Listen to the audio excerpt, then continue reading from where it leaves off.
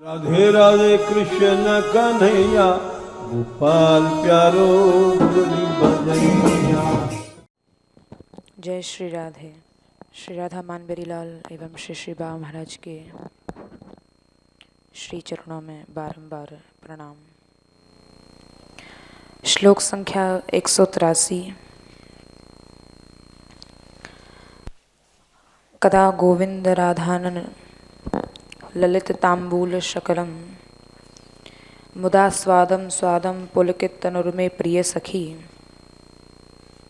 दुकूले नोन्मीलन नव कमल किंजल करुचिना निवितांगी संगीत निज कला शिक्षयति माम। संगीत की शिक्षिका श्री राधा हैं। इस पद्य में जो सखी का भाव है कि समस्त कलाओं की निधान आधार जिन श्री राधा रानी से समस्त कलाएं प्रकट हुई हैं, यहाँ इस निकुंज भवन में जो भी कला जो भी गुण श्री राधा रानी की सखी सहचरी समूह वृंद के पास है, वो सब श्री राधा रानी के ही द्वारा प्रदत्त है। अर्थात श्री जी ही सब कलाओं की गुरु हैं। तो यहाँ इस पद्य में ग्रंथकार यही प्रकट कर रहे हैं कि किस ढंग से, किस कला से, किस युक्ति से श्री राधा रानी अपनी सहचरी वृंदों को, सखी समाज को संगीत की शिक्षा देती हैं।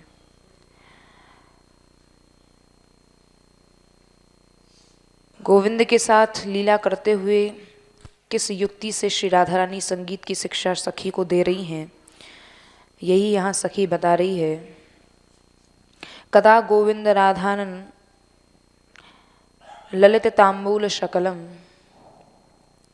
मुदा स्वादम स्वादम पुलकित तनुर्मे प्रिय सखी।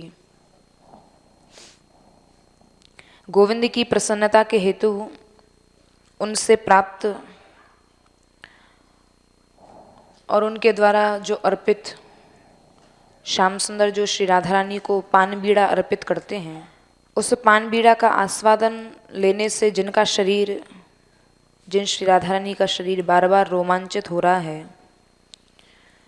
जिन्होंने कमल के केसर के रंग वाला पीला दुपट्टा अपने श्री अंग में धारण कर रखा है, सखी कह रही है वह हमारी प्रिय सखी श्री राधा संगीत की अपनी कलाओं की निपुणता की शिक्षा मुझे देंगी। तो यहाँ श्री राधा रानी किस प्रकार संगीत की शिक्षा सखी को दे रही हैं, सिखाने की के प्रकार का यहाँ सखी वर्णन करती है कि किस प्रकार श्री जी सिखा रही हैं। गोविंद आराधन गलित तांबूल शकलम, यहाँ पर श्री राधा रानी अपने अनेक प्रकार के हाव भावों को प्रकट करती हैं।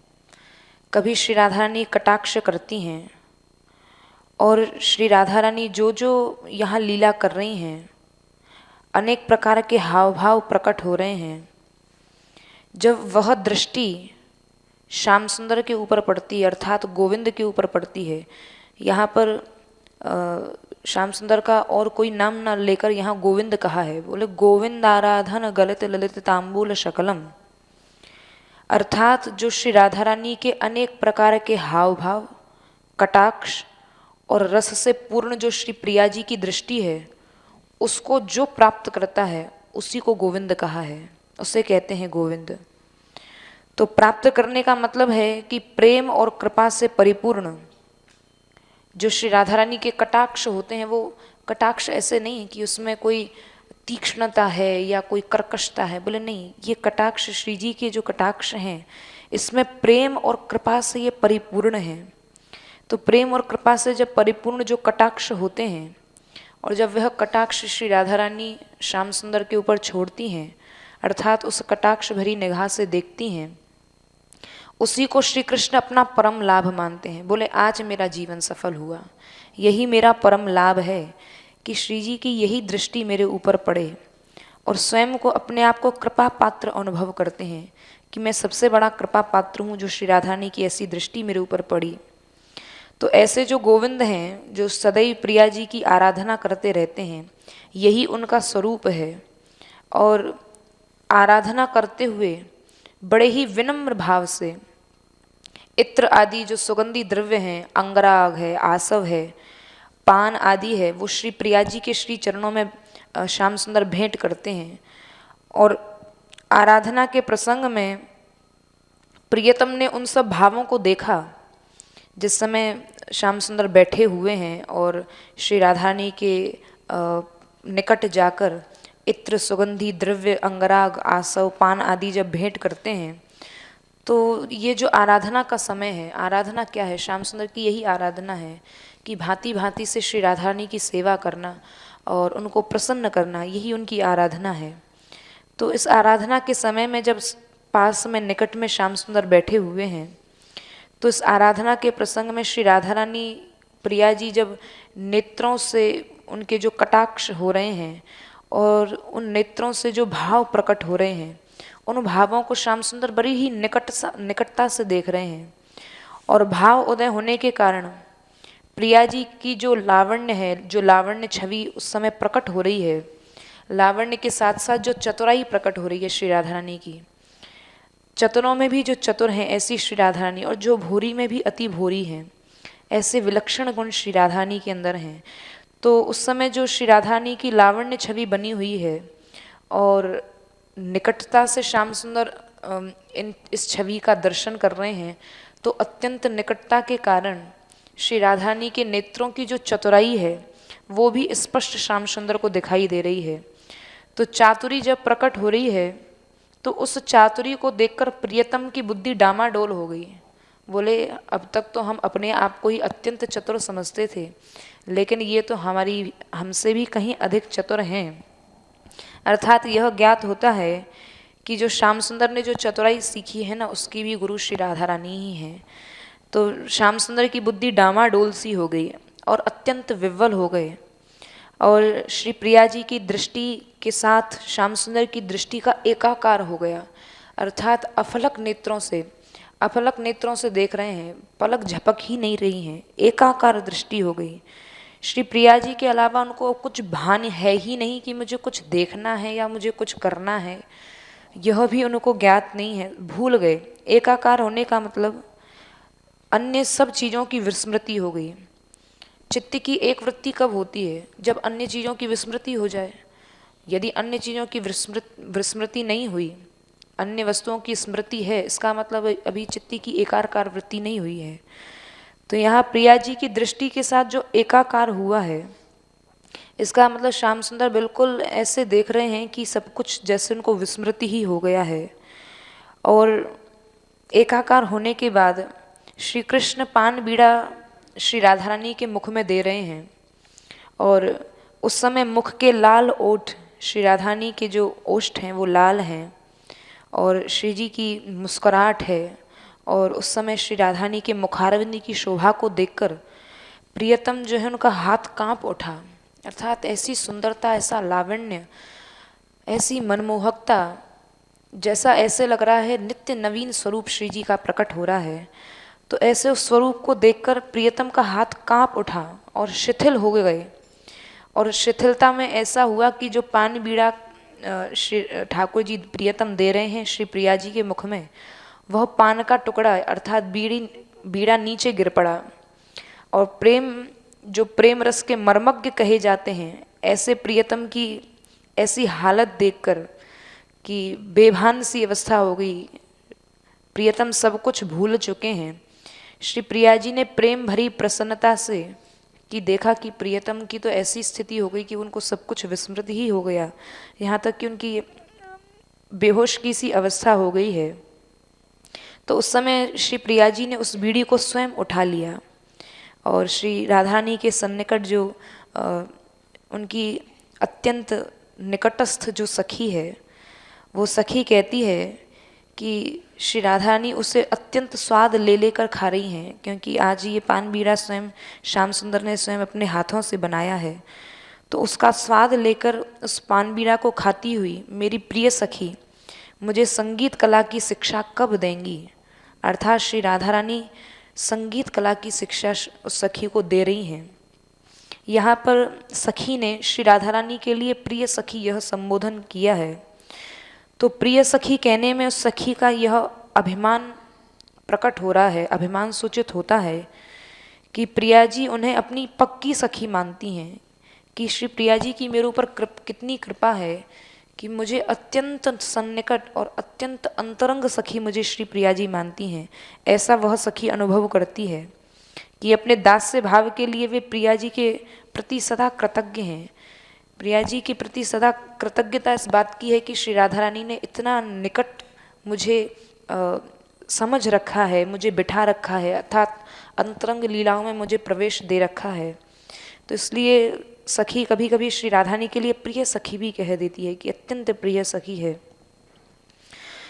कदा गोविंद राधान गलित तांबूल शकरम मुदा स्वादम स्वादम पुलकित तनुर में। यहाँ पुलकित तनुर में की व्याख्या करते हैं कि अहो देखो तो सही, श्री राधा रानी सोचती हैं कि प्रियतम तो प्रेमासक्ति की सीमा है, अर्थात जैसा प्रेमासक्ति जैसी प्रियतम के अंदर है वैसी कहीं देखी नहीं जाती है। प्रेमासक्ति की सीमा कहा है प्रियतम को। तो यह सोचकर प्रियतम का कितना प्रेम है, कितनी आसक्ति श्री प्रिया जी में है, तो जब इस बात का स्मरण श्री राधारानी को हुआ है तो यह सोचकर श्री प्रिया जी के सब अंगों में रोमांच हो आया। और रोमांच जब हुआ है तो रोमांच में कृपा भाव के उमड़ आने से श्री राधा रानी विह्वल हो गई हैं, क्योंकि इतनी भोरी है ना श्री राधा रानी की प्रियतम की एक एक क्रिया और प्रियतम के एक एक लीला को स्मरण करके ही श्री जी के हृदय में और श्री अंग में रोमांच हो आता है, विह्वल हो जाती हैं। और इतनी विह्वल हो जाती हैं कि मानो अपना सर्वस्व दे डालेंगी। तो जो सखी वर्णन कर रही है इस बात को कि अपना सर्वस्व दे डालेंगी, यह सखी को कब भान हुआ, क्योंकि जब श्री राधा रानी प्रियतम को प्रेमासक्ति की स्मृति जब हुई है तो जब विह्वल हुई हैं और रोमांचित हुई हैं, तो रोमांचित होने पर श्री राधा रानी ने क्या किया, अपना नीलांबर तो प्रियतम को दे दिया और श्री प्रियतम का पीठपट स्वयं धारण कर लिया। जैसे कली कली चटकते हुए खिलती है, जब कली खिलती है तो उसके एक एक पंखुड़ियाँ जो हैं वो खिलने लगती हैं, तो ऐसे अनोखे कमल की किंजल की भांति आभा वाले उस वस्त्र से श्री राधा रानी ने अपने श्री अंग ढके हैं, अर्थात पीतांबर से। तो अब जब पीतांबर अपने श्री अंग पर श्री राधा रानी ने ढका है, एक तो श्री जी की सुनहली कांति है, गौर वर्णा है, और पीतांबर ढकने पर ऐसा लग रहा है जैसे केशर की भांति प्रिया जी के अंगों का रोमांच स्पष्ट रूप से वहाँ पीतपट में जो पीतांबर है उसमें से झलक रहा है। ऐसा लग रहा है जैसे केशर होती है, तो ऐसा लग रहा है जैसे श्री राधानी के श्री प्रिया जी के जो रोमांच हैं वो केशर की भांति प्रस्फुटित हो रहे हैं, खिल रहे हैं, रोमांचित हो रहे हैं। लेकिन यह जो प्रिया जी के श्री अंग की जो यहाँ रोमांचित होना कहा गया है, उसे देखने की शक्ति केवल भावुक जनों को ही मिली है, अन्यथा किसी को यह स्थिति नहीं मिल सकती है। मानो पीतपट से शरीर को ढकने का श्री राधारानी का यह भाव है कि भाई ढका तो नीलांबर से भी हुआ था श्री अंग, लेकिन पीतपट से ही क्यों ढका है, पीतपट से ढकने के बाद ही श्री जी के श्री अंग में रोमांच क्यों हुआ है। तो यहाँ टीकाकार इस भाव को प्रकट कर रहे हैं कि यहाँ पर पीतपट से शरीर ढकने का भाव यह है कि श्री राधा रानी मानो यह स्वीकार कर रही हैं कि आपके प्रेम को स्वीकार करके प्रत्येक अंग द्वारा उसका दृढ़ आलिंगन कर लिया गया है। मानो श्री राधा रानी ने प्रत्येक अंग से श्याम सुंदर के प्रेम का दृढ़ आलिंगन कर लिया है, रोम रोम से आलिंगन कर लिया है।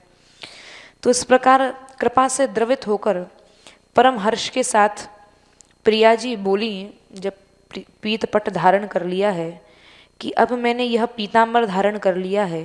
अब पीतांबर धारण करने के कारण जो प्रेमासक्ति प्रियतम के अंदर है, यह पीतपट धारण करने के कारण वह प्रेमासक्ति मेरे में भी प्रकट हो गई है। अब मैं प्रियतम के प्रेम का, अब मेरे में बहुत सामर्थ्य आ गई है कि अब मैं प्रियतम के प्रेम का गान करूँगी। तब प्रेम से उमड़कर गान गाने के अपने व्यसन को सखी कह रही है कि अब प्रिया जी के हृदय में वह गान उमड़ उमड़ के आ रहा है। अब प्रियतम के गुणों का गान करेंगी तो वह केवल बोलेंगी ही नहीं, बोले प्रियतम के गुणों को अब श्री जी गा गा कर उसका गान करेंगी। और जो उमड़ घुमड़ के श्री जी के हृदय में आ रहा है। और प्रिया जी ने मुझे संगीत की शिक्षा देने के लिए ही ऐसी लीला की। बोले संगीत की शिक्षा मुझे देनी है तो प्रियतम का गान कर कर के ही श्री राधा रानी ने यह संगीत की शिक्षा के माध्यम से ही यह मेरी इच्छा पूरी की है। तो इस आशय को वह सखी, श्री राधा रानी की जो अंतरंग सखी है, इसी आशय को व्यक्त करती है कि संगीत की अपनी कला को मुझे कब सिखाएंगी। मैं भी प्रिया जी के आशय को जानती हूँ, मैं प्रिया जी के सब भावों को जानती हूँ, उनकी सब गूढ़ बातों को पहचानती हूँ। गूढ़ बातों को पहचानने का मतलब उसको यहाँ तक श्री राधा रानी ने अधिकार दिया हुआ है कि श्री जी के हृदय में कौन सा भाव प्रकट हो रहा है, या श्री राधा रानी कौन सी लीला करना चाहती हैं या क्या कहना चाहती है। उसको श्री जी ने यहाँ तक अधिकार दिया हुआ है कि श्री जी के, प्रिया जी के हृदयगत भावों को भी वह जान जाती है। तो उनकी गूढ़ बातों को मैं पहचानती हूँ। इसलिए वह सखी कह रही है कि मैं उनकी इतनी अंतरंग बन चुकी हूँ। कभी कभी ऐसा देखा जाता है कि जब बहुत घनिष्ठता बढ़ जाती है ना, तो बहुत घनिष्ठता में कभी कभी जो लड़ाई भी है वह भी एक प्रेम का स्वरूप लेकर प्रकट होती है, वहाँ पर जबरदस्ती भी चलती है। तो यहाँ पर वह सखी कह रही है कि मैं उनकी इतनी अंतरंग बन चुकी हूँ, अर्थात श्री जी ने मेरे ऊपर, प्रिया जी ने इतनी कृपा की हुई है कि मैं उनकी निकुंज में भी घुस गई। और श्री राधा मुझे एकांत में कब उल्लास प्रदान करेंगी, यह अभिलाषा जो पूर्व पद्य 182वें श्लोक में सखी व्यक्त कर चुकी है। तो जब यह कब उल्लास प्रदान करेंगी ऐसा निवेदन वह सखी करती है, तो उस निवेदन को स्वीकार करके कृपापूर्ण चेष्टा के सहित मानो श्री राधा रानी यह कह रही हैं, अरे सखी यह ले, तू मेरे एकांत का उल्लास जैसे तू चाहती थी ना, तू यह भी ले ले। किसी अभूतपूर्व संगीत की जो कलाएं हैं, जो अभूतपूर्व थीं, उन संगीत की कलाओं ने श्री राधा रानी ने मुझे सिखाया, जो उनकी निज थी। यहाँ निज कहने का तात्पर्य यह है कि ये निज जो कलाएं हैं, ये संगीतक निज कला शिक्षयति माम, अर्थात ये कलाएं कहीं देखी नहीं गई, ये श्री राधा रानी से ही प्रकट हुई, ये उनकी निज कला थी। अर्थात ये जो कला श्री राधा रानी ने संगीत में सिखाई, ये कहीं देखी सुनी नहीं जाती है। उन कलाओं को सिखाया जो श्री राधा रानी की निज थी, अर्थात उन्हीं की उद्भावना स्वयं उन्होंने की थी, अर्थात श्री राधा रानी ने ही उन कलाओं को प्रकट किया था। प्रिय प्रेम में विवल होने के कारण प्रिया जी उस समय उन्मत्त सी हो गई हैं और उनकी कलाओं का प्रदर्शन उन्होंने नए ढंग से किया, नई नई तरीकों से किया है। और बीच बीच में मध्य मध्य में जब श्री राधा रानी प्रियतम के गुणों का गान कर रही हैं, पीताम्बर धारण कर रखा है और प्रियतम के गुणों का गान करते हुए मध्य मध्य में सखी कह रही है, जब मैं भी श्री प्रिया जी के साथ गा रही थी तो मध्य मध्य में श्री राधा रानी कहती हैं कि अरे सखी तू इस ग्राम से गा, यह स्वर लगा, इस तरीके से नहीं, इस प्रकार यह स्वर लगा, नीचे से ऊपर स्वर को लेकर जा। तो इस प्रकार श्री राधा रानी मध्य मध्य में प्रियतम के गुणों का गान करते हुए उस सखियों को सिखा रही हैं और आवेश में भरकर श्री प्रिया जी गा रही हैं और गाने के द्वारा मुझे सिखाती हैं। तो ये श्री आवेश में भरकर जो प्रिया जी के द्वारा जो गान हो रहा है, इस प्रकार तो यह मालूम पड़ता है कि श्री राधा रानी ये जो गान कर रही है ना, ये मुझे सिखाने के लिए ही प्रियतम के गुणों का गान कर रही हैं। कैसा मुझे सिखा रही हैं श्री राधा रानी, यह वाणी से उसका वर्णन कैसे किया जाए समझ नहीं आ रहा है। यह सखी का भाव है। द्वितीय भाव यह है कि यहाँ पर श्री राधा रानी जो सिखा रही हैं, जो प्रिय के साथ पूर्वोक्त जो कहा गया है, जो भाव कि श्री राधा रानी को प्रियतम पान का आस्वादन करा रहे हैं, पान खिला रहे हैं, तो श्री प्रिया जी पान का आस्वादन करती हुई और प्रियतम के ही वस्त्रों को अपने अंगों पर धारण करती हैं। तो प्रिया जी मुझे ऐसी संगीत की कला अर्थात पान का आस्वादन करते हुए और प्रियतम के उस वस्त्र को धारण करके मुझे संगीत की कला कब सिखाएंगी, अर्थात यहाँ वह उस सखी को यह कला प्राप्त हो रही है श्री राधा रानी से, यह सखी भाव प्रकट करना चाहती है। तो इस व्याख्या के अनुसार प्रिया जी संगीत की शिक्षा नहीं देती हैं, बल्कि इस प्रकार की शोभा से युक्त अर्थात प्रिया जी को देख देख कर आज श्री प्रिया जी की ऐसी शोभा हो रही है कि मुख में तो पान बीरा लिया हुआ है और प्रियतम का पीतांबर धारण किया हुआ है और अंग अंग पुलकित हो रहा है। तो आज जो प्रिया जी की जो तत्कालीन छवि है, जिस छवि का मैं दर्शन कर रही हूँ, जिस छवि को मैं अपने नेत्रों के सामने देख रही हूँ, इस तत्कालीन छवि को देखकर उस सखी के हृदय में आज स्वयं ही गाने की उमंग हो उठी है कि आज ऐसा स्वरूप श्री प्रिया जी का हो रहा है कि मैं इस स्वरूप का बोल कर नहीं, गान कर कर के इसका वर्णन करूं। ऐसी श्री प्रिया जी की इस समय तत्कालीन छवि का दर्शन वह सखी कर रही है और प्रिया जी की जो तत्कालीन छवि है उसी से ये प्रेरणा मिली है कि वो ही छवि शिक्षिका का काम कर रही है, अर्थात श्री राधा रानी कुछ बोले भी ना, उनके उस छवि जो रूप लावण्य प्रकट हो रहा है वही एक शिक्षिका का कार्य कर रहा है। इसलिए अग्रिम जो आगे के 2 श्लोक हैं उसमें श्री प्रिया जी के मुखमंडल की शोभा का गान किया है, जो एक शिक्षिका का कार्य कर रहा है। तो कहा भी गया है कि जैसे हे भगवान आप भक्तों का भजन करिए, भक्तान भजस्वेति वद भजनीय कृत भक्त आराधनम। इसी अर्थ में प्रिया जी ने जो अपनी भक्त सखी है, अत्यंत भक्ता है, उसको श्री प्रिया जी के अलावा कुछ वही उसकी गुरु हैं, श्री प्रिया जी ही उसकी सखी हैं, वही उसकी सर्वस्व हैं।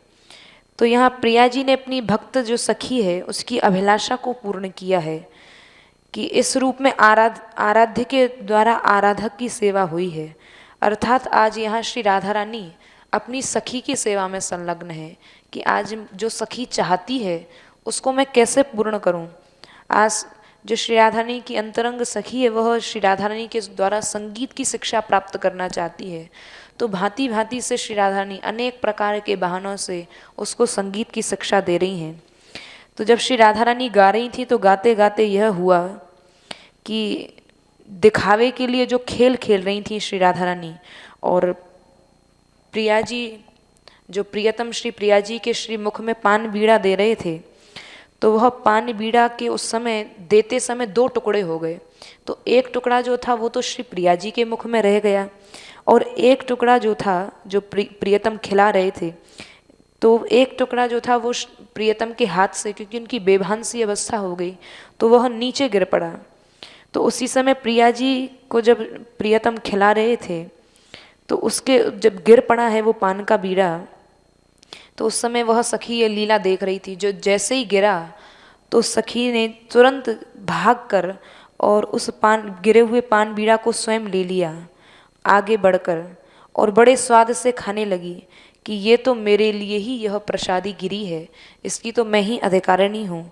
और जब वह प्रसाद मिला है तो आनंद से उसका रोम रोम गदगद हो गया और गदगद हो जाने पर अपना शरीर ही उस सखी को, जो अपना श्री अंग है, अपना श्री अंग ही ऐसा प्यारा लगने लगा कि मानो जैसे वह सखी किसी और से प्रेम कर रही है, क्योंकि वह सखी अपने वह जो अंतरंग सखी है उसको इसलिए प्रिय लगने लगा कि क्या वो ही मैं सखी हूँ। बार बार अपने अंग को छूकर वह सखी देख रही है, क्या वो ही मैं सखी हूँ, क्या वही ये श्री अंग है जिसको श्री राधा रानी के अधर प्रसादी पाने का अवसर मिला है। तो अपने ही शरीर में मैं मेरा ऐसा भाव कर रही है, क्या ये मैं ही हूँ, क्या ही ये मेरा ही शरीर है। उसको विश्वास नहीं हो रहा है कि इसको आज ऐसा सौभाग्य प्राप्त हुआ है। तो सखी की अपनी ही शरीर में ममता बढ़ गई, अपने ही आप से वह प्रेम करने लगी कि यह प्रिया जी द्वारा नित्य प्रदान किया जाने वाला यह शरीर ही इस कृपा का पात्र है और सखी इस अर्थ में सदा प्रिया जी के साथ ही यह शरीर रहता है। यही शरीर उनका विश्वास पात्र है। श्री प्रिया जी इसी शरीर से कुछ नहीं छिपा के रखती हैं, अर्थात मैं इतनी सौभाग्यशालिनी हूँ। बार बार अपने आप को ही धन्याति धन्य कह रही है, अपने आप से ही विशेष प्रेम हो गया। वो विशेष प्रेम भी क्यों हुआ? क्योंकि उसका श्री राधा रानी की लीलाओं से संयोग हुआ। अर्थात यहाँ पर सखी का यह भाव प्रकट हो रहा है कि यदि इस शरीर का योग यदि श्री राधारानी से नहीं होगा तो मुझे यह शरीर भी प्रिय नहीं होगा। यदि यह शरीर का योग श्री राधा रानी से है और उसको ऐसा अवसर प्राप्त हो रहा है तो मुझे यह शरीर प्रिय है। अर्थात श्री राधा रानी को कहीं प्राणों से भी अधिक प्राण ही श्री राधा रानी है, यह इस भाव से प्रकट होता है। तो ये सखी श्री राधा रानी की अंतरंग सखी जो है, समस्त मानसिक धर्मों का आरोप उनके शरीर में ही कर दिया गया है। तो इसी समय एक और घटना हुई कि जो श्री राधा रानी के जब श्री जी सिखा रही हैं उस सखी को प्रियतम के गुणों का गान कर करके और संगीत की शिक्षा दे रही हैं, तो उसी समय उस सखी के अंदर यह जो अभिलाषा प्रकट हुई थी कि प्रिया जी मुझे उल्लासित करें, भूयान मोल्लासिनी। तो ये उल्लासित करने का ये भाव जो प्रकट हुआ है, सो उस निवेदन को सुनकर प्रिया जी बड़ी प्रसन्न हुई और प्रेम के आवेश में बदलकर जो प्रियतम का पीतपट ले लिया था श्री राधा रानी ने और उस पीताम्बर को पहनकर श्री जी उस संगीत की शिक्षा उस सखी को दे रही थी। तो उस निवेदन को सुनकर, सखी के निवेदन को सुनकर, क्या निवेदन कर रही है सखी कि श्री प्रिया जी मुझे उल्लासित करें।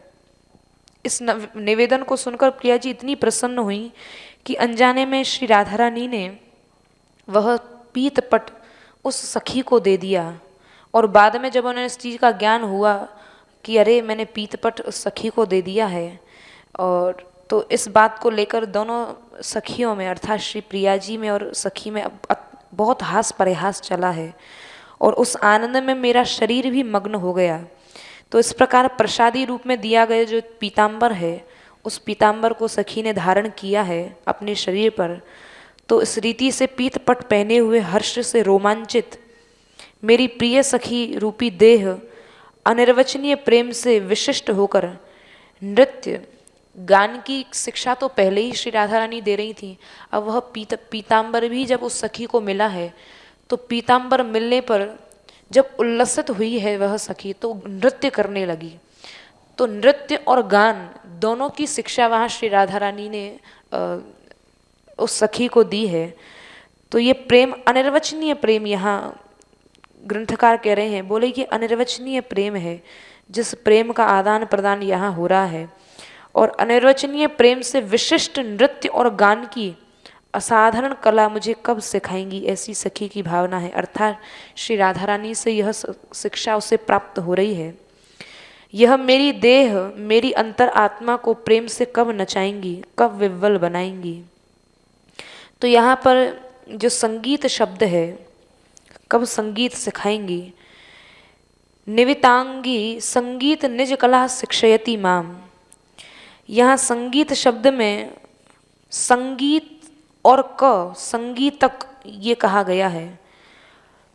ये दो शब्द मानकर यहाँ यह भाव प्रकट किया है कि संगीत का जो क है यानी सुख हर्ष उससे संबंधित इन कलाओं में अत्यंत सुख है और अत्यंत हर्ष है। और यहाँ जो निज कहा गया है, निज से अभिप्राय यह है कि उन कलाओं का जो राधा का स्वरूप बन चुकी हैं, अर्थात जो शिक्षाएं श्री राधा रानी ने दी हैं वो शिक्षाएं कोई और नहीं, वो श्री राधा ही हैं। अर्थात जिन्हें लोक प्रचलित संगीत जो ताल है तान है, जो संगीत की में मुख्य दो ही चीज़ होती हैं, एक ताल और एक तान। तो उस पर ये जो शिक्षा श्री राधा रानी ने दी है, जो निज शिक्षा जिसको कहा गया है, ये ऐसी जो संगीत की पद्धति है जो ताल तान आदि पर निर्भर रहती है, बोले ये वो शिक्षा नहीं है जो ताल तान आदि पर निर्भर रहने की इसको आवश्यकता नहीं है। ये तो श्री राधा रानी ने ही अपनी कुछ अलग कला प्रकट की है उस संगीत की। अर्थात विशेष संगीत की शिक्षा दी है, जो निकुंज भवन की शिक्षा है, ऐसी उस संगीत की शिक्षा को मुझे कब देंगी? जैसा कि वृंदावन शतक में भी शतककार ने कहा है, श्री राधा चरण छटाम्बुदिदनम तद भक्ति भावोदय द्रोमांचव तत् शिक्षितम अभिजंत सुसंगीतकम चित्रम तत्प्रिय तत्प्रसाद वसनालंकार हारजस्त्रम श्री वृंदा विपने कदानुभाव्याम भाव्यात्म श्रेष्ठम तवम। श्री राधा के चरणों के सघन समुद्र रूप, शतककार कह रहे हैं कि श्री राधा के चरणों की शोभा के सघन समुद्र रूप, उनके प्रति भक्ति भाव के उदय होने के कारण रोमांचित उन्हीं से सीखी हुई सुंदर संगीत कला को प्रकट करता हुआ तथा प्रियतम श्याम सुंदर तथा उनके अपने विचित्र प्रसादी रूप में प्राप्त वस्त्र भूषण हार और माला को पहनता हुआ मैं आत्म स्वरूप इष्ट तत्व का कब अनुभव करूंगा? यह शतककार का भाव है। तो यहाँ श्री राधा कृष्ण के को दो शरीर मानकर यहाँ पर तदनुकूल भावना का उदाहरण, जैसा कि श्री हित चतुरासी जी में भी लिखा है, आजू नागरी किशोर भावती विचित्र जोरी कहा कहो अंग अंग परम माधुरी। यहाँ अंग अंग में परम माधुरी है। करत केली कंठ मेली बाहु दंड गंड गंड परस सरस लास रास मंडली जुरी श्याम सुंदरी बिहार बांसुरी मृदंगतार मधुर घोष नूपर आदि किंकिनी चुरी। यहाँ पर जो मधुर नूपर आदि की किंकिणी की श्री जी की चूड़ियों की ध्वनि हो रही है, जो एक एक संगीत की कलाओं को प्रकट कर रही है। देखत हरिवंश आली नर्तती सुगंध चाली बारी फेर देत प्राण देहू सौदुरी। यहाँ तो प्राण देत प्राण देह सौदुरी, यह जो भाव हैं, ये सब भाव सहृदों के जानने की ही बात है। तो जो ऊपर इस पद्य का जो भाव है कि पान का आस्वादन श्री राधा रानी कर रही हैं, रोमांच हो रहा है, पीत पट का पहनना, संगीत की शिक्षा आदि देना, ये जो भी कार्य हुए हैं ये सब अनुभव के विषय हैं। अर्थात ये अनवचनीय है, इनको कहा नहीं जा सकता, ये वाणी के विषय नहीं है, न इनको वाणी से कहा जा सकता है, न ही ये वाणी के विषय हैं। ये तो अनुभव का विषय है जिसको रसिक जन ही करते हैं। अर्थात श्री जी की जिनके ऊपर कृपा होती है वो ही इसका अनुभव कर सकते हैं। तो उस समय हर्ष से मुस्कुराते हुए प्रिय संगम की उत्कंठा के आनंद से जो श्री राधा रानी का आज यह प्रफुल्लित मुखारविंद है, उस प्रफुल्लित मुखारविंद की तत्कालीन शोभा का ध्यान करती हुई वह सखी अग्रिम पद्य में श्लोक संख्या 184 में श्री राधा रानी जब सिखा रही हैं, संगीत की शिक्षा दे रही हैं, तो उस समय उनके श्रीमुख की कैसी शोभा हो रही है उसका इस पद्य में वह सखी वर्णन करती है। तो हे श्री राधिके ऐसा जब कहा है, इस संबोधन में पूर्ण सखी भाव और ममता का भाव निहित है। तो इस पद्य का भाव यही है, लसत दशन मौक्तिक प्रवर कांति पूरस्फुरन मनोज्ञन पल्लवाधरण मणिच्छटा सुंदरम चरण मरकर कुंडलम चकित चारु नेत्रांचलम स्मरामि तव राधिके वदन मंडलम निर्मलम। हे श्री राधिके, इस संबोधन में पूर्ण सखी भाव और ममता का भाव यहाँ सखी का प्रकट हो रहा है कि कितनी ममता श्री राधा रानी के प्रति, श्री प्रिया जी के प्रति उस सखी की है, और श्री प्रिया जी की भी उस सखी के प्रति कितनी ममता की भावना है। तो आप सखी कह रही है कि आप अपनी जैसी प्रिय सखियों के लिए चिंतामणि के समान हैं। आपके निर्मल मुखमंडल का मैं ध्यान करती हूँ। प्रिया जी का मुख तो सदा ही निर्मल रहता है, तो यहाँ विशेष प्रकार से निर्मल कहने का सखी का क्या भाव है कि आपके उस निर्मल मुखमंडल का। तो यहाँ पर निर्मल कहने का खास तौर से यही भाव है, जो निर्मल विशेषण दिया है उससे यह सूचित हो रहा है कि जिस समय का यह वर्णन सखी कर रही है, उस समय प्रिया जी के हृदय में जो प्रियतम के संबंधी जो प्रतिकूलता जो सदैव रहती है, एक प्रतिकूलता का भाव रहता है। प्रतिकूलता का मतलब यहाँ कोई ऐसा नहीं है कि श्याम सुंदर से कोई द्वेष है या प्रतिकूलता, ये एक प्रेम की वृद्धि का एक भाव है, एक लक्षण है, एक प्रेम की अभिव्यक्ति है। तो कभी कभी देखा जाता है श्री प्रिया जी श्याम सुंदर को कहती हैं तुम यहाँ से चले जाओ, तुम बड़े निष्ठुर हो, या जो प्रतिकूलता का जो भी आचरण श्री श्री राधा रानी का श्याम सुंदर के प्रति होता है। लेकिन आज ये जो स्वरूप है जिसका वह सखी वर्णन कर रही है, जो प्रियतम संबंधी प्रतिकूलता है, उसकी आज क्षीण सी भी आभा नहीं है। उस समय मुखमंडल शुद्ध रूप में एकदम प्रसन्न और अकलुष है। चंद्र बिंब के चारों तरफ जैसे प्रकाश, जैसे चंद्रमा के चारों एक आभा मंडल रहता है, एक विशेष प्रकार का एक घेरा रहता है, उसी तरह प्रिया जी के मुख के चारों ओर भी कांति का मंडल बना हुआ है। और उसमें से जो किरणें छूट रही थीं, उसमें पहली नज़र में तो रूप, लावण्य और प्रकाश ही दिखाई पड़ा। जब पहली पहली नज़र पड़ी है तो ऐसा लग रहा है जैसे कोई रूप है, प्रकाश है और लावण्य है, केवल यही दिखाई पड़ा। लेकिन जब बाद में ध्यान से देखा तो बाद में ध्यान से देखने पर आज भावना में जिस विशिष्ट रूप का स्मरण होता है, उस विशिष्ट रूप का यहाँ इस पद्य में 184वें श्लोक में सखी वर्णन कर रही है कि श्री राधा रानी का जो स्वरूप है आज बड़ा ही निर्मल है। और कह रही है, हे श्री राधे, मैं आपके निर्मल वदन मुखमंडल का स्मरण करती हूँ। कैसा निर्मल वदन है? बोले जिसमें शोभित दंत पंक्तियाँ ही मोतियों की तरह उज्जवल कांति से भरी हुई हैं। आपकी जब दंत पंक्ति दिख रही है तो ऐसा लग रहा है जैसे कोई मोती बिखर रहे हों। और आपके अधर पल्लव, आपके ओष्ठ जो हैं वो बड़े ही चित्तहारी हैं, चित्त को हरण कर देने वाले हैं। और जो दीप्तिमान हैं, द्रुममणि अर्थात मूंगा की छटा से भी अधिक सुंदर हैं। और आपके कपोलों पर चंचल मकर कुंडल और मुखमंडल पर चकित नेत्र, सुंदर नेत्रों की कोर जो है वो अद्भुत शोभा को प्राप्त हो रही हैं। तो श्री राधा रानी के इस समय का जो दर्शन सखी को हो रहा है, उसके दर्शन का सुख ऐसा है कि सखी को सब कुछ भूल सा रहा है। सुख भी मिल रहा है और विस्मय भी हो रहा है। और उस दर्शन को करके प्रबल वेग सखी के हृदय में उठ रहा है। उन्हें मेरा मन ही जानता है। सखी कह रही है, जिस स्वरूप का मैं दर्शन कर रही हूँ ना, उसका एक अंश मात्र भी मैं वर्णन नहीं कर पा रही हूँ, अर्थात वाणी उसे बता नहीं सकती है। श्री राधा रानी की सखी को जब श्री प्रिया जी, जब स्वामिनी जी संगीत की शिक्षा दे रही हैं, तो संगीत की शिक्षा देते देते इस सुंदर श्री मुख का दर्शन हुआ है। तो संगीत की शिक्षा देते हुए जब कोई बोलेगा तो मुख भी खुलेगा, तो मुख खुलता है तो दांत भी दिखते हैं, अधर ओष्ठ भी दिखते हैं। तो संगीत की जब शिक्षा दे रही हैं तो मध्य मध्य में श्री राधा रानी हंस भी रही हैं। तो हर्ष के साथ जब हंसती हैं तो उस समय दंत पंक्ति, श्री राधा रानी के दांत जो हैं, दांत और अधर दोनों अपने अपने लावण्य को बिखेर रहे हैं, चमत्कृति को बिखेर रहे हैं। इधर दंत पंक्ति की एक अलग चमत्कृति है और श्री राधा रानी के अधर की एक अलग चमत्कृति है।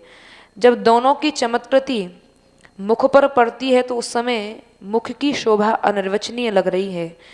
मणि जैसे निचले, जो नीचे का ओष्ठ है, निचले ओष्ठ की कांति यद्यपि अरुण थी, लाल थी, किंतु जब दंत पंक्ति जब दिखी है श्री राधा रानी की, तो दंत पंक्ति से जो बिखरता हुआ प्रकाश है, जब वह प्रकाश श्री राधा रानी के ओष्ठ की प्रकाश से और दंत पंक्ति का दोनों प्रकाश जब मिले हैं, तो उनकी मिली जुली कांति जब मुखमंडल पर आई है, तो वो मुखमंडल पर पड़ने पर उसकी किरण और भी बढ़कर फैल रही हैं। और उस समय चंचलता के कारण मुखमंडल पर जो श्री राधा रानी ने मकराकृत कुंडल पहन रखे हैं, वो मकराकृत कुंडल हिलने लगे।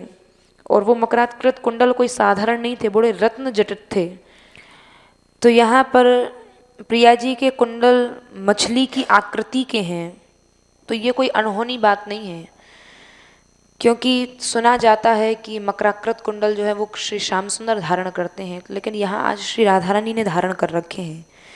उसका कारण ये है कि जैसे अभी अभी पूर्व पद्य में हम लोगों ने सुना कि श्री प्रिया जी यहाँ जो लीला हो रही है उसमें आदान प्रदान भी होता है।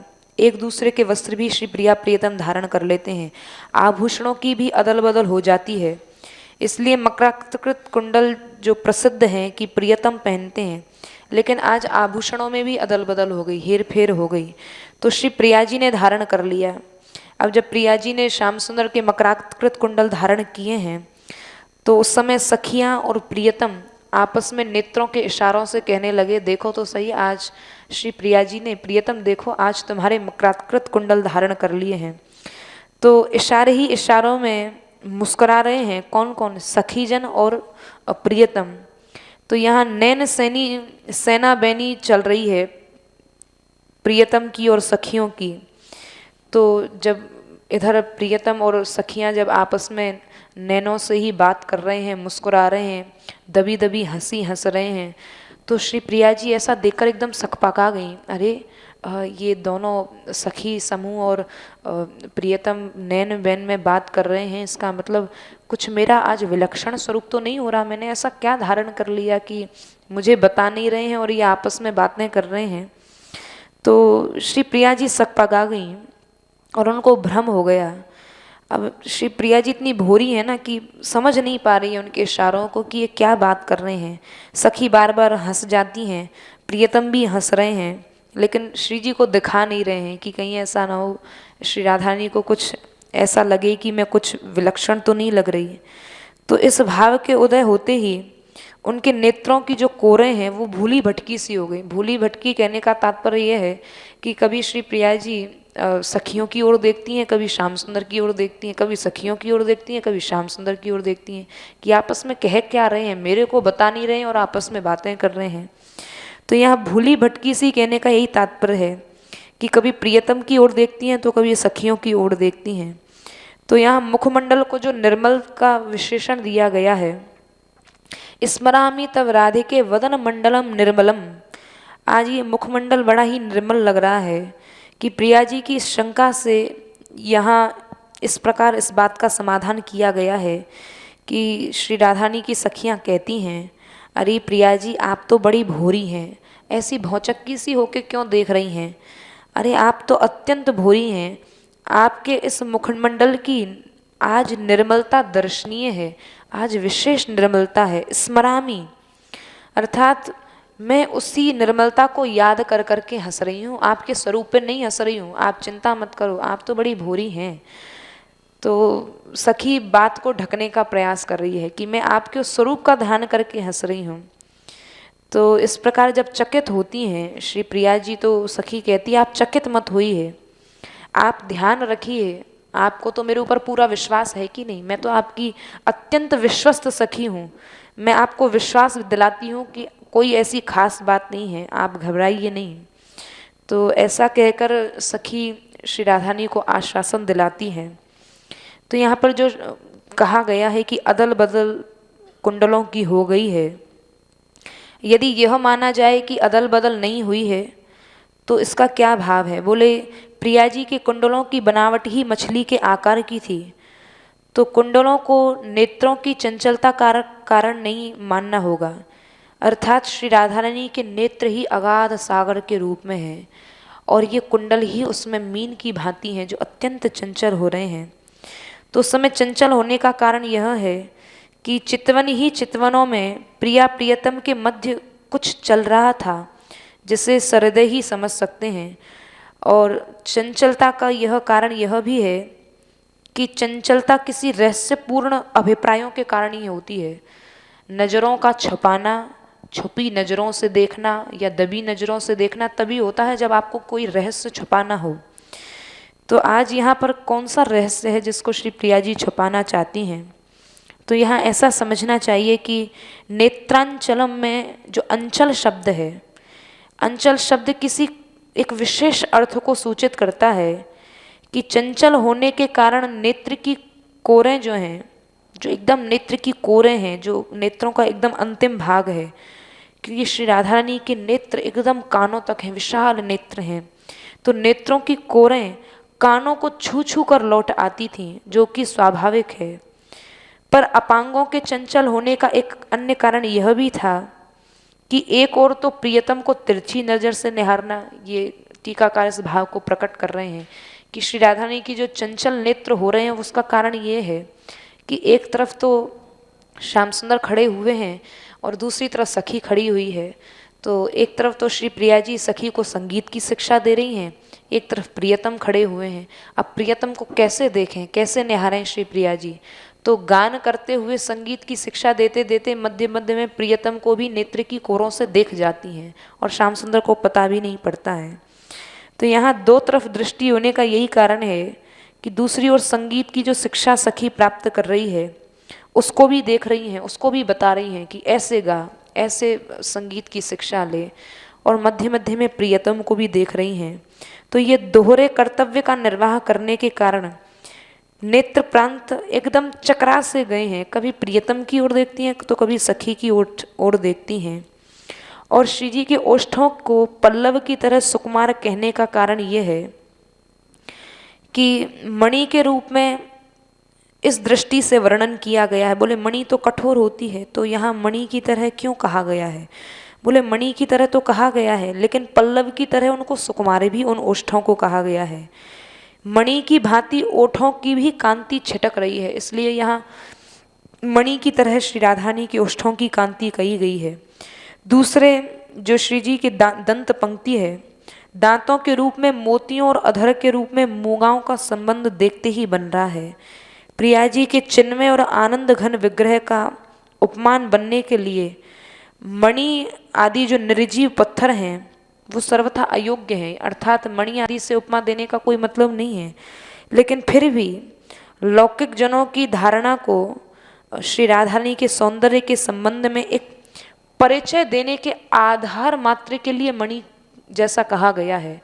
मणि का मतलब ऐसा नहीं कि वैसे ही हैं, बोले ये तो एक समझाने के लिए कहा गया है, वो तो ये केवल एक उपमा दी गई है।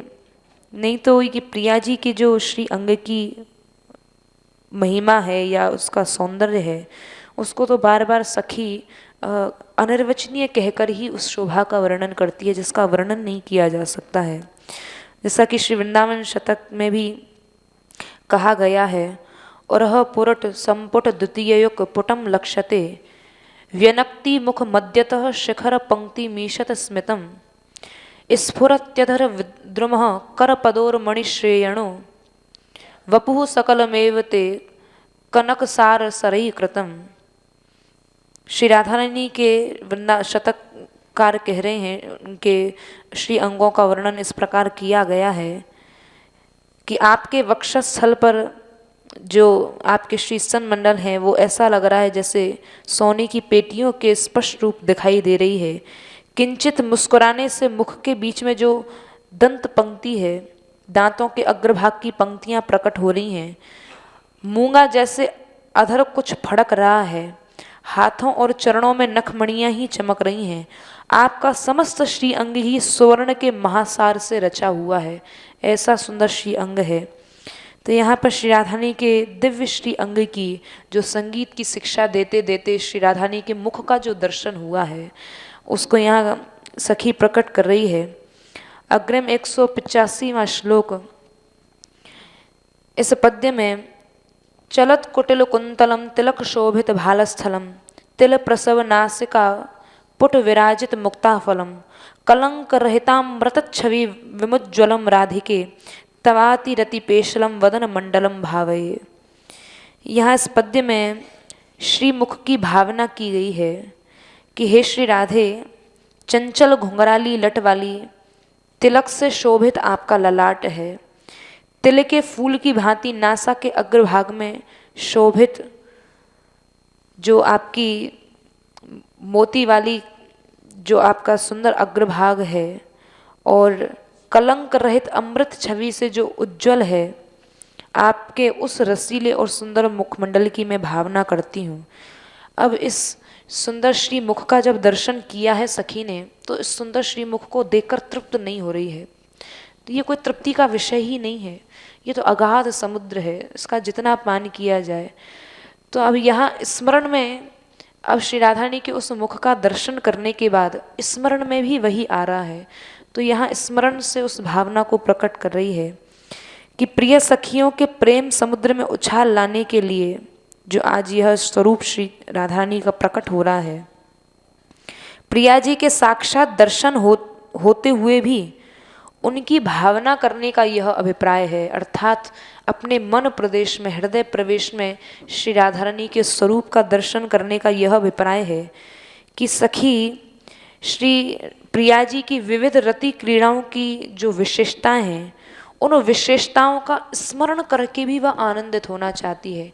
अर्थात दृष्टि का, दर्शन का विषय भी श्री राधा रानी है, उनकी लीलाएं हैं, उसके स्मरण का विषय भी श्री राधा रानी है, उसके मानस का विषय भी श्री राधा रानी है। तो यहाँ पर स्मरण करके आनंदित होना चाहती है। तो इस व्याख्या में रति का अर्थ यहाँ विहार लगाया गया है। रति का अर्थ प्रीति मानना हो तो इसका अर्थ यही होगा कि अतिशय प्रीति के कारण जिन श्री राधा रानी के हृदय में इतनी प्रीति उमड़ रही है कि उस अतिशय प्रीति के कारण मनोहर आज दिव्य स्वरूप श्री जी का प्रकट हो रहा है, उसमें उतार चढ़ाव नहीं है। तो प्रियतम पर प्रिया जी की कृपा उमड़ रही है। आज यहाँ जो निर्मल, जो पूर्व पद्य में श्री राधा रानी के स्वरूप को निर्मल वदन कहा गया है, तो निर्मल वदन कहने का यही तात्पर्य है कि प्रिया जी की आज कृपा प्रियतम के ऊपर विशेष रूप से उमड़ रही है।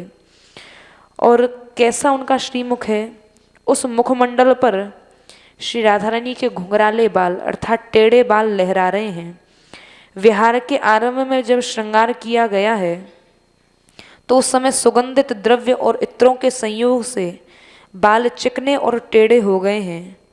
और विहार प्रसंग में, विहार के समय जब प्रिया प्रियतम सोए हैं तो सोने में मसल जाने के कारण अत्यंत चिकने हो गए हैं। निकुंज भवन में मंद मंद वायु चल रही है, वायु चलने से वो केशपाश, घुंघराली अलकावलियाँ कभी कभी हिल रही हैं। तो ऐसा लग रहा है मानो श्री जी से कोई वो हिल हिल के कोई बात कर रहा है। तो इस स्थिति में यहाँ वक्रोक्ति अलंकार के अर्थ में उन अलकावलियों को, क्योंकि टेढ़ी तो है ही, घुंघराली अलकावलियाँ हैं, तो उनको यहाँ कुटिल कहा गया है। वास्तविक अर्थ यह है कि मर्दन के कारण बाल ढीले हो गए हैं और वक्रता का उनका दोष है, घुंघराले घुंघराले बाल हैं। तो इस हालत में वे रति की सूचना दे रहे हैं। और कुटिल व्यक्ति ही दूसरे का रहस्य खोलता है। जो कुटिल होता है ना, वही जो दूसरे व्यक्ति का रहस्य, कोई अंतरंग बात खोल देता है। तो इन अलकावलियों को कुटिल इसीलिए कहा गया है कि जो रति क्रीड़ा हुई है वो ये घुंघराली घुंघराली अलकावलियाँ ही उसको उद्घाटित कर रही हैं कि निकुंज भवन में कैसी रति क्रीड़ा हुई है। तो इसीलिए इनको कुटिल कहा गया है। ये बड़ी कुटिल हैं जो अंतरंग लीला को प्रकट कर रही हैं। तो वर्णन करते हैं श्री प्रिया जी का मस्तक जिस पर तिलक शोभित हो रहा है, और श्री हित चतुरासी जी में जिसका वर्णन किया गया है, रुचिर तिलक लेश किरत कुसुम केश, आहा तिलक कैसी शोभा दे रहा है। यहाँ श्री प्रिया जी की यही स्थिति अच्छी लग रही है। तो इस सुक्ति के अनुसार यहाँ प्रिया जी की शोभा अच्छी लगने का क्या मतलब है।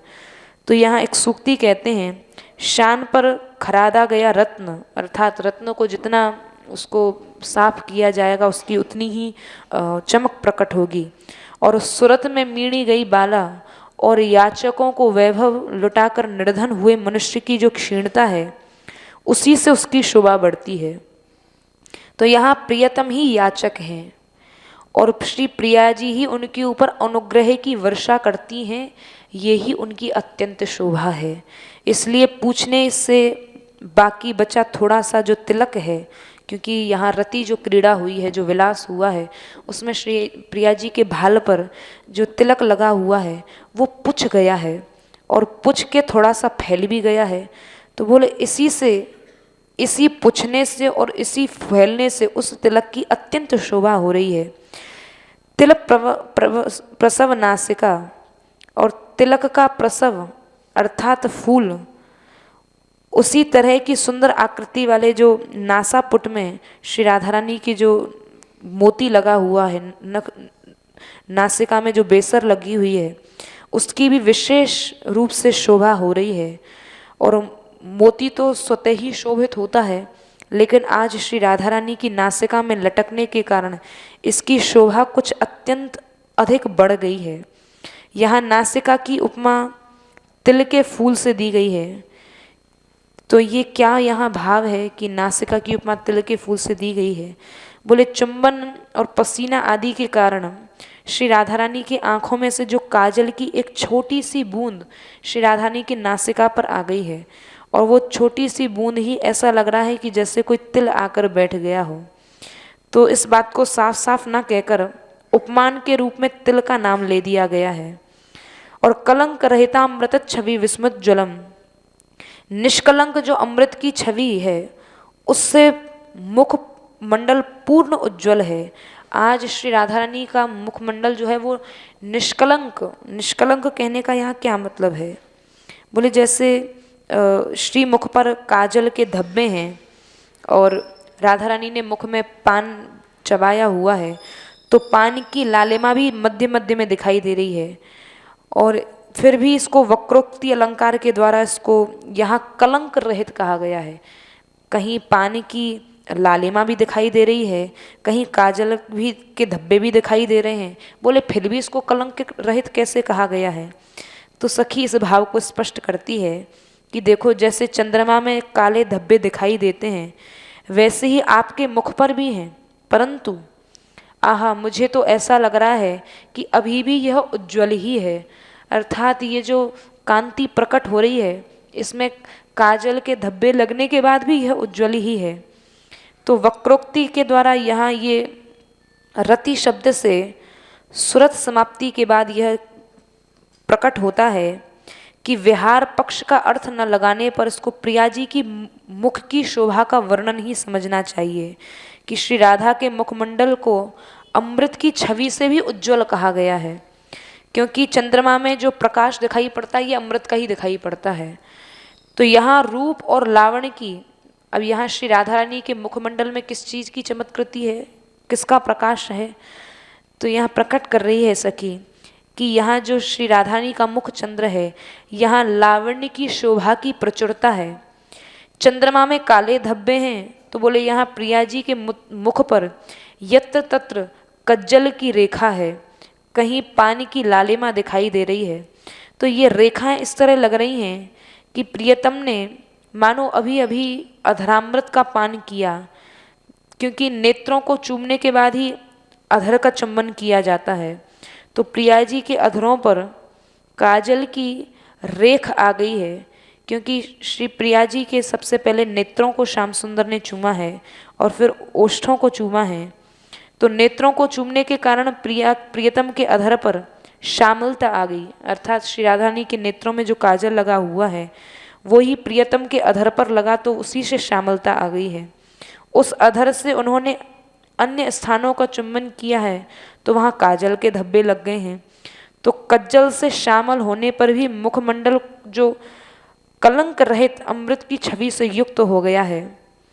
तो यह केवल वक्रोक्ति द्वारा ही मुख को कज्जल की रेखाओं से विशिष्ट बताने का यही तात्पर्य है। तो इस प्रकार रति की मनोहर शोभा, बालों की कुटिलता, तिलक की शोभा, श्री राधा रानी की नासिका में मोती का फबना और मुख की उज्ज्वलता यहाँ विभक्त विभक्त रूप में प्रत्येक कांति को यहाँ प्रकट किया है ग्रंथकार ने। तो इसका यही अभिप्राय है कि केश आदि का व्यष्टिगत सौंदर्य रति मनोज्ञ मुखमंडल के समष्टिगत सौंदर्य का आधायक है। तो यहाँ विभिन्न भिन्न भिन्न अंगों की शोभा का यहाँ इस प्रकार ग्रंथकार ने वर्णन किया है। और ऐसा मुखमंडल, ऐसा मुख चंद्र आज जिसको निर्मलता का विशेषण दिया गया है, ऐसा निर्मल मुख चंद्र इस वृंदावन के निकुंज भवन में प्रकट हो रहा है। जय श्री राधे।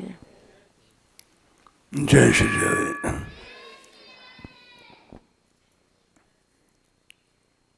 इन 3 श्लोकों का भाव का विस्तार किया इन लोगों ने। जो शतककार के श्लोक रखे जा रहे हैं और 84 जी के पद कहे गए, आज नागरी किशोर अलग तिलक छवि कलंक, इन सब को सुन करके एक ही बात हमारी समझ में आई कि प्रबोधानंद जी ने जो शतक बनाया वो चैतन्य महाप्रभु की कृपा से, और वो 84 जी में वही भाव व्यक्त किए। तो सब लीला एक ही है। ये सांप्रदायिक भेद पीछे चले हैं, इनके इस भेद में मनुष्य को पड़ना नहीं चाहिए। इसीलिए मान मंदिर समन्वय करके चलता है।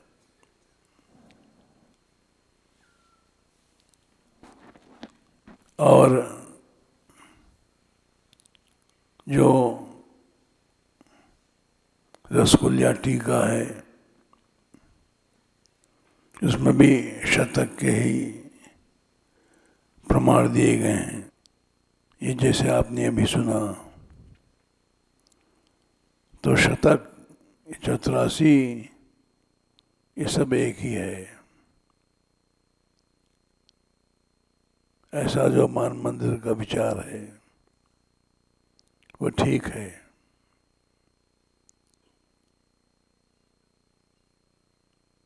आज नागरी किशोर 2 पद दिए गए हैं 84 के, वो मुखमंडल की शोभा इन 84-85 श्लोक में जो वर्णित की गई है, रस एक ही है, युगल सरकार एक ही है। ये संप्रदाय भेद जो चलता है इसमें मान मंदिर नहीं है, ये पुष्ट विचार है। इन भेदों में नहीं पड़ना चाहिए और हम लोगों को भेद रहित युगल सरकार की छवि ध्यान करना चाहिए। जय श्री राधे। कृष्ण